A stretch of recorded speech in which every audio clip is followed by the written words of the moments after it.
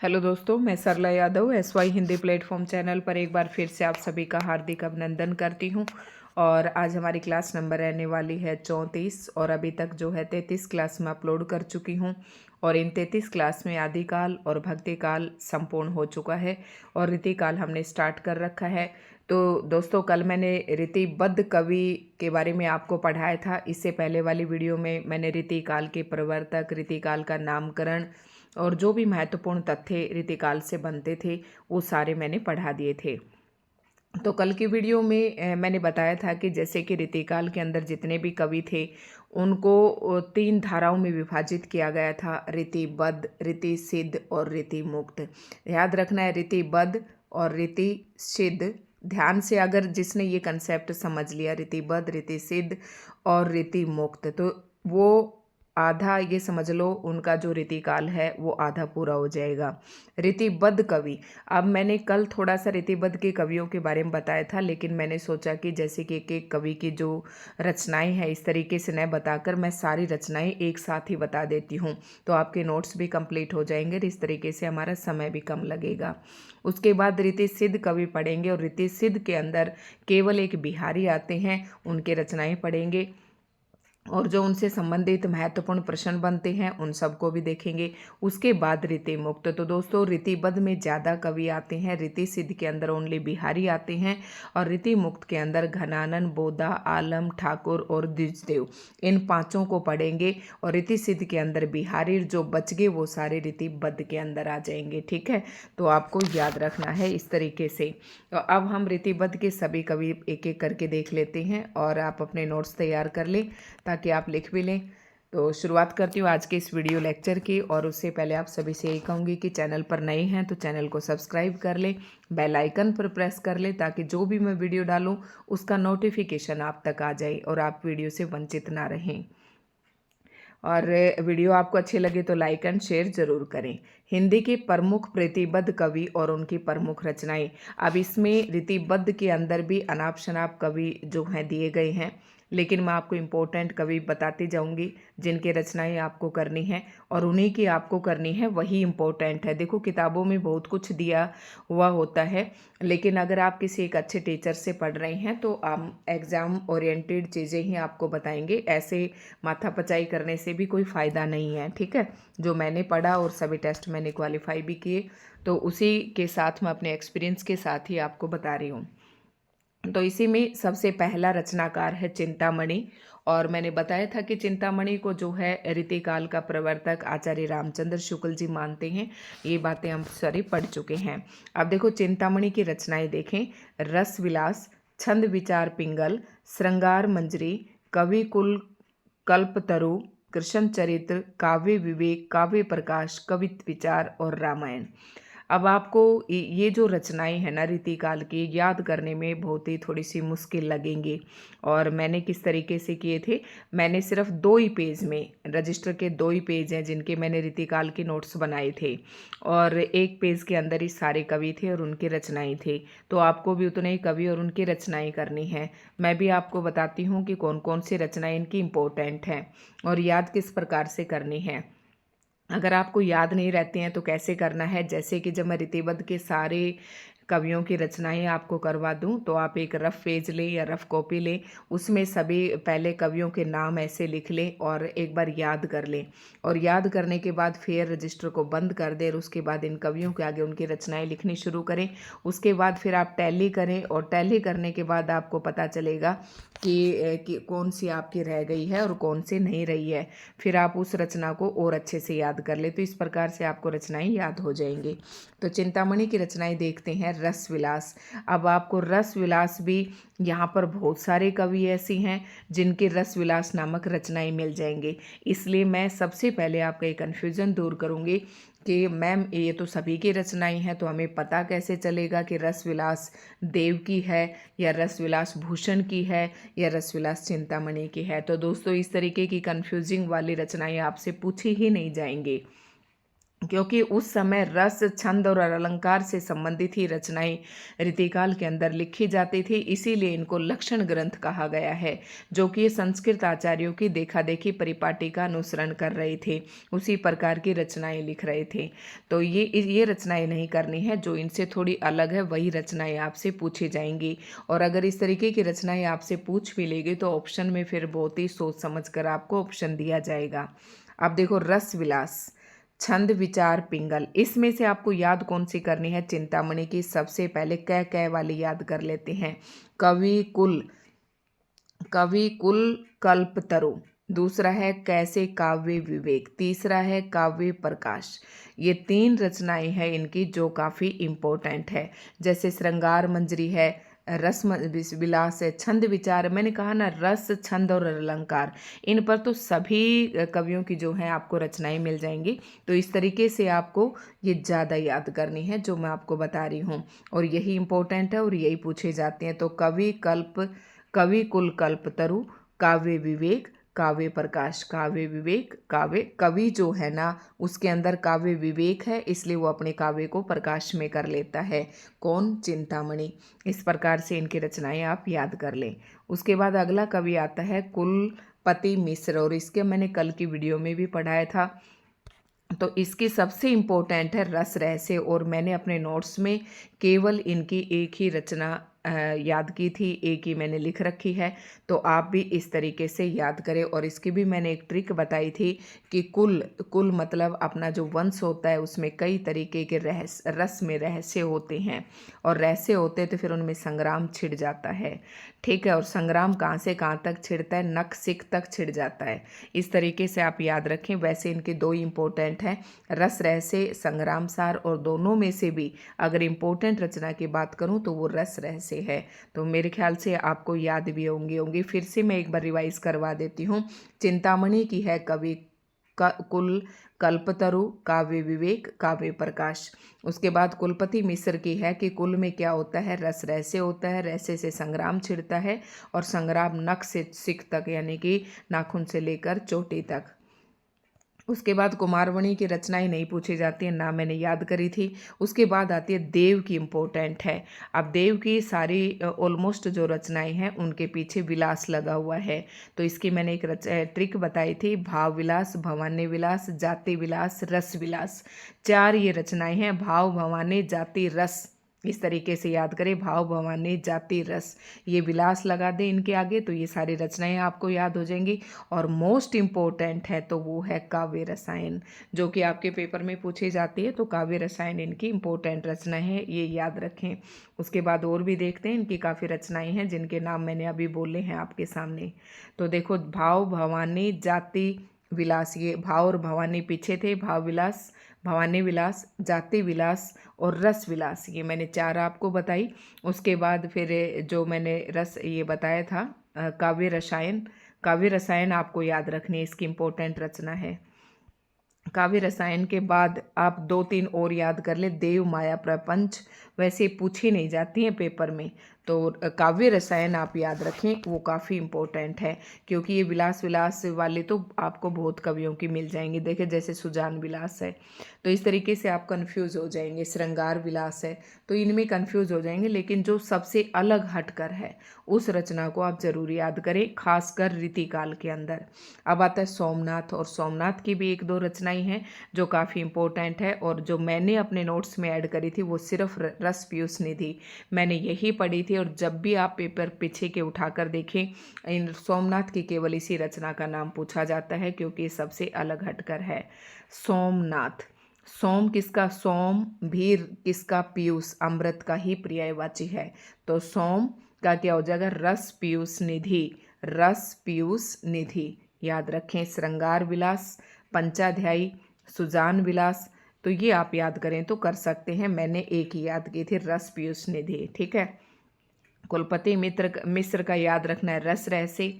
और नेक्स्ट जो कवि है वो भिखारी दास है और इनकी भी बहुत ही इम्पोर्टेंट रचनाएं हैं सारी, और ये भी मैं आपको ट्रिक के साथ बताऊंगी कि आपको किस प्रकार से याद करनी है और कौन सी रचना इनकी सबसे इम्पोर्टेंट है। तो दोस्तों बस आप चैनल पे बने रहें, वीडियो को आप लाइक ज़रूर करते रहें। जो भिखारी दास है इनकी सबसे इम्पोर्टेंट रचना है रस सारांश। रस सारांश याद रखनी है, रस सारांश। अब किस में है कि अब मैंने कैसे याद की थी ये बताती हूँ आपको। इनके एक बार सारी रचनाएं पढ़ लेते हैं भिखारी दास की।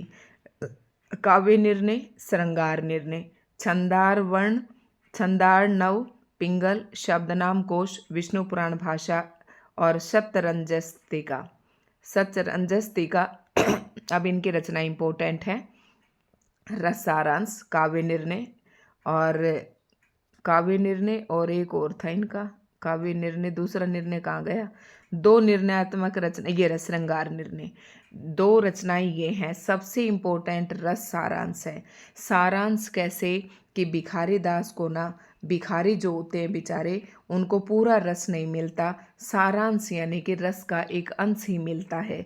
तो इस प्रकार से ये प्रश्न आप कभी भी नहीं भूलेंगे।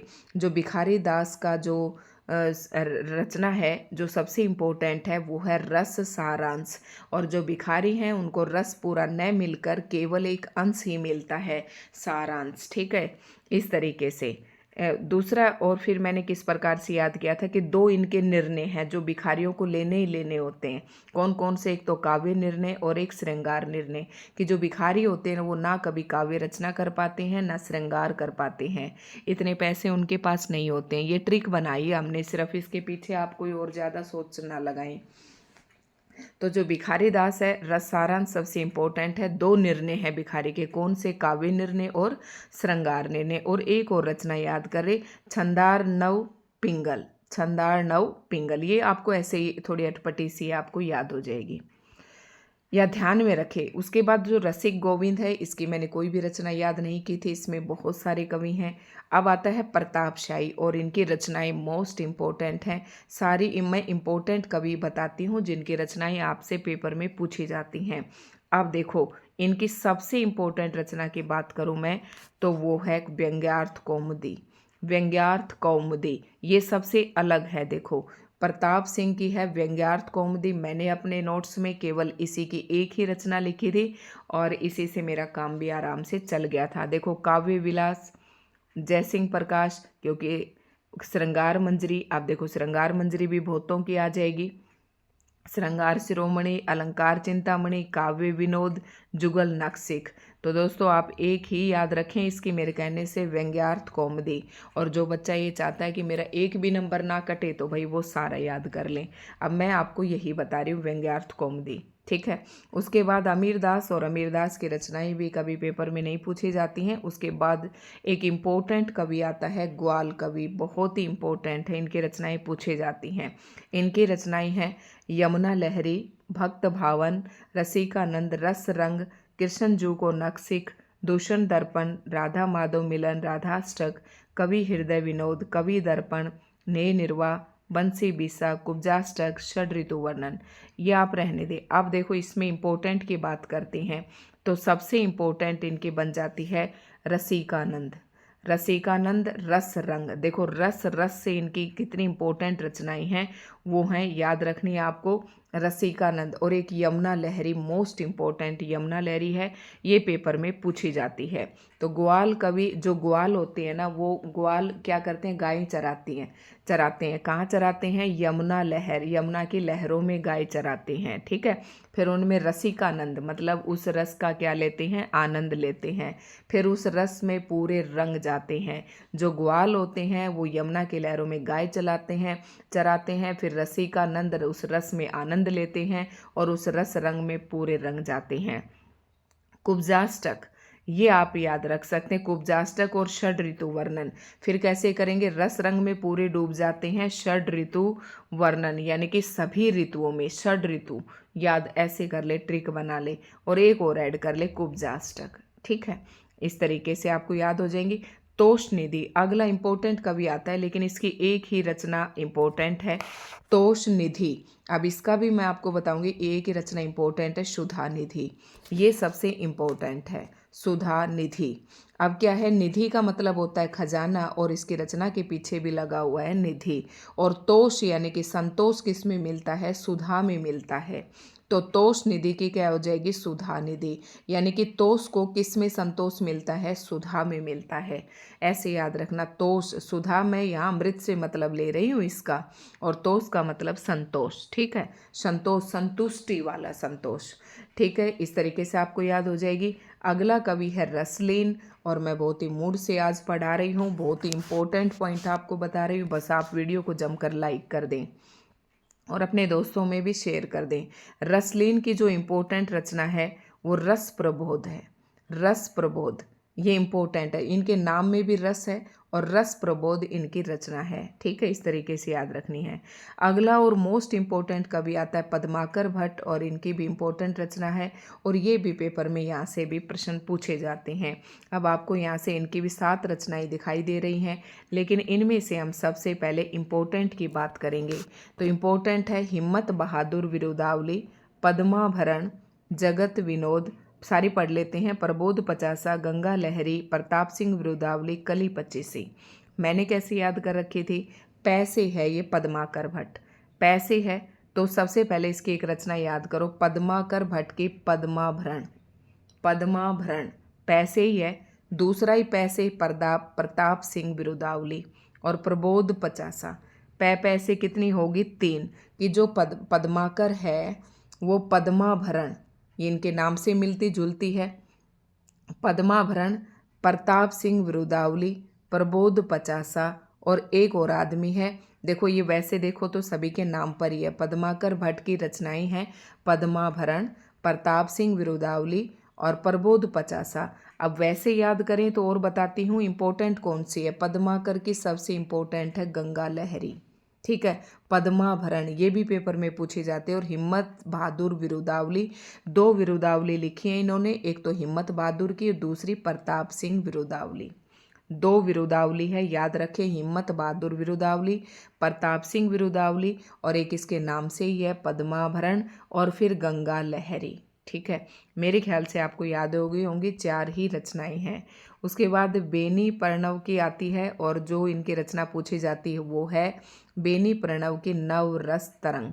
ठीक है, एक ही रचना है जो काफ़ी इम्पोर्टेंट है। सुखदेव मिश्र की तो पेपर में इतने नहीं पूछी जाती हैं, इनमें से तो मैंने इसके पढ़ा भी नहीं था, इसकी मैंने रचनाएं भी नहीं याद करी थी। तो रीतिबद्ध के काफ़ी और जो इम्पोर्टेंट कवि हैं मैं आपको वही बताऊंगी। अब आप यहाँ से सारे छोड़ दें और यहाँ पर आ जाएं, जो इम्पोर्टेंट है मतीराम। अब इम्पोर्टेंट है मतीराम। आप ये मत समझना, 1% भी शक मत करना कि जो मैम ने छुड़वा दी अगर इनमें से आ गई तो, ऐसा नहीं है। आपके टीजीटी पीजीटी एस्टेट या टीजीटी पीजीटी बेस्ड जो भी आप एग्ज़ाम देखेंगे उसमें ये रचनाएं नहीं पूछी जाएंगी। मतीराम की है और ये इम्पोर्टेंट है। सबसे इम्पोर्टेंट की बात करूँ तो रसराज है, ये याद रखें। जैसे रस सारांश मैंने भिखारी की बताई थी, रसराज किसका है, मतीराम का। मति का मतलब बुद्धि, और बुद्धि के अंदर सारे राज रहते हैं, रसराज। ठीक है, अब इनकी सारी रचनाएं देख लेते हैं। फूल मंजरी, लक्षण श्रृंगार, साहित्य सार, रसराज, ललित ललाम, सतसई, अलंकार पंचासिका, व्रत कौमुदी। मतीराम की इम्पोर्टेंट रचनाएं हैं, आप याद करें। मैंने कल की वीडियो में भी पढ़ा दी थी। फूल मंजरी, फूल में क्या है, रसराज है, रस से ललित ललाम, फिर सतसई बन गई मतीराम की पूरी, और अलंकार पंचासिका, व्रत कौमुदी। इम्पोर्टेंट है भाई ये सारी रचनाएं। कौन कौन सी, रसराज, ललित ललाम, सतसई, अलंकार पंचासिका और व्रत कौमुदी। ये इंपॉर्टेंट है, 5 रचनाएं बिल्कुल रट लेना इनकी। ठीक है, उसके बाद नेक्स्ट कवि आता है जसवंत सिंह की, जो कि पेपर में पूछी जाती है, चाहे तो मिलान करने के लिए पूछी जाए, चाहे वैसे पूछ ले जाती है कि किसकी रचना है। तो जसवंत की भी सिर्फ आपको एक ही रचना याद करनी है, वो है भाषा भूषण। इम्पोर्टेंट है, वेरी मोस्ट इम्पोर्टेंट। अब मैंने कैसे याद रखे थे, जसवंत मेरे ताऊजी का नाम है और उन्हें भाषा का पूरा मतलब ज्ञान है, इसलिए भाषा भूषण आप भी इसे याद कर सकते हैं। अगला कवि इंपॉर्टेंट आता है भूषण कवि, और जो मैं छोड़ती जा रही हूँ उन कवियों को आप छोड़ ही दें तो सही रहेगा। भूषण कवि बहुत इंपॉर्टेंट है, इन्हें वीर रस के कवि कहा जाता है और इनकी रचनाएं हैं शिवराज भूषण, छत्रसाल दशक। कैसे याद रखेंगे, बहुत ही आसान है इनकी रचनाएं याद करना, क्योंकि भूषण जो है दो राजाओं के दरबार में रहे थे, एक तो शिवाजी के और दूसरा छत्रसाल दशक। तो शिवराज था या पता नहीं शिव के नाम से था, जिस जो राजा के दरबार में रहे थे, तो शिवराज उसी के नाम से लिखा है इन्होंने शिवराज, शिवा बावनी। और छत्रसाल महाराज के दरबार में भी रहे थे तो छत्रसाल दशक। ये 3 रचनाएं हैं और तीनों मोस्ट इम्पोर्टेंट है, याद रखें। उसके बाद आती है गोप कवि। गोप कवि की चंद्राभरण, बस एक ही रचनाएं पूछी जाती हैं, रामचंद्राभरण। वैसे ये पूछी नहीं गई हैं लेकिन एक ही रचना आप कर लें। उसके बाद सबसे इम्पोर्टेंट आता है इन्हीं में दुल्हे। दुल्हे की रचना पेपर में पूछी जाती है और वो है कवि कुल कंठाभरण। कवि कुल कंठाभरण। देखो दुल्हे, दुल्हा कवि क्या है, एक दुल्हा है, और कुल कंठाभरण यानी कि उसने अपने कुल की शोभा बढ़ाने के लिए कंठ तक का क्या कर रखा है, सारा आभूषणों से श्रृंगार कर रखा है। कवि कुल कंठाभरण याद रखना, दुल्हे की कौन सी रचना है, कवि कुल कंठाभरण, ये पेपर में पूछी जाती है। उसके बाद आप सारे छोड़ दें और फिर इसमें और कोई एक भी नहीं है, ठीक है, जो आपको करनी है। फिर आज अमृतिबद्ध को जो है सारा श्रुति मिश्र ये भी आप रहने दें। अब देखो हम इनसे संबंधित जो कुछ इम्पोर्टेंट बातें हैं वो देख लेते हैं, उसके बाद रीतिबद्ध कवि हमारा जो है ये कंप्लीट हो जाएगा। भिखारी दास ने सर्वप्रथम हिंदी काव्य परंपरा, भाषा, छंद, तुक आदि पर विचार किया। ये बात इम्पोर्टेंट है कि जो भिखारी थे ना, भिखारी दास जो कवि थे, उन्होंने हिंदी काव्य परंपरा की, देखो मैंने बताया ना कि जो रीति काल के कवि थे वो संस्कृत आचार्यों की देखा देखी रचनाएं कर रहे थे, लेकिन इन्हीं आचार्यों में से एक आचार्य थे भिखारी दास। इन्होंने संस्कृत परंपरा को छोड़कर थोड़ा हिंदी काव्य परंपरा पर भी ध्यान दिया और भाषा पर ध्यान दिया, छंदों पर ध्यान दिया, तुक मिलाए आदि पर इन्होंने क्या किया, विचार किया। माखन ने हिंदी में, ये आप रहने दें।